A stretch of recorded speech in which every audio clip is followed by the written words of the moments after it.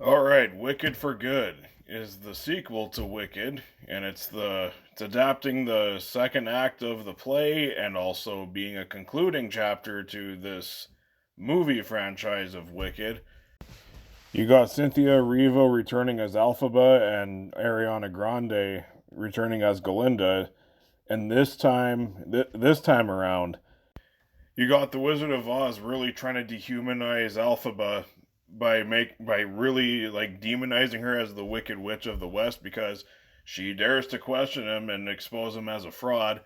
Then you got this frenemy kind of conflict going on between Galinda and Alphaba, and then you also got a love triangle going on. So yeah, there is a lot of shit going on in this movie, and yeah, Wicked for Good.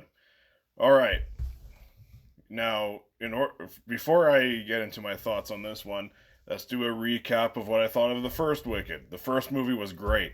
It was a solid musical. It had great performances, great production design, all that shit. I really, really enjoyed the first Wicked. Now, what did I think of this sequel? I will say I am very conflicted on this one. There are some great aspects about it, and there are some very disappointing aspects about this movie. So overall, I don't hate this movie, but I was very disappointed in it. Now let's get to the stuff I liked about this movie. First off, Cynthia Erivo and Ariana Grande are both terrific here, just like they were in the first one. I really cared about their characters and their deteriorating friendship, and I actually really liked the story behind Alphaba, who's she's trying to expose the Wizard of Oz as the fraud that he is. And yeah, there was some good stuff there, and yeah, all the performances in this movie are great. The production design is also phenomenal. I mean, they use the same production from the first movie, so yeah, it makes sense why everything looks so big and grand and so pretty looking, and the visual effects are really good.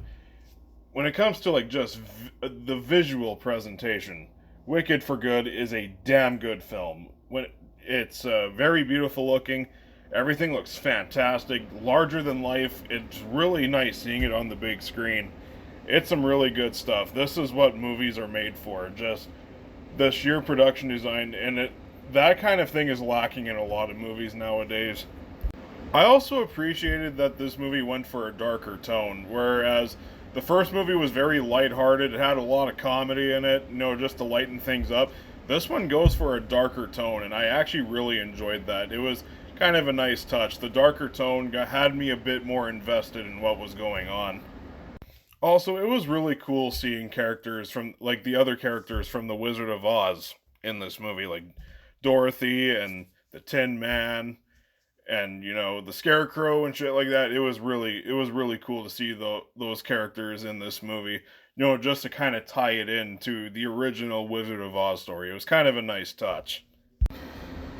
That being said, let's get into my negatives here. First off, the pacing. This movie is 22 minutes shorter than the first Wicked, but it feels longer. This movie drags on quite often. Yeah, there's parts of this movie that are very compelling, and I was really enjoying it. But then there's a lot of other parts where this movie kind of bored me.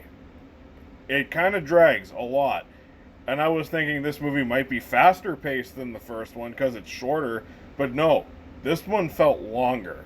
I was really trying to wrap my head around that, but yeah, this movie could have used some tighter pacing. This here is a common complaint, and I agree with it. The musical numbers don't feel as memorable or really as inspired as the musical numbers in the first movie. Now I get it. These are all songs from the play, but I've never seen the play. My only knowledge here is, just watching these movies.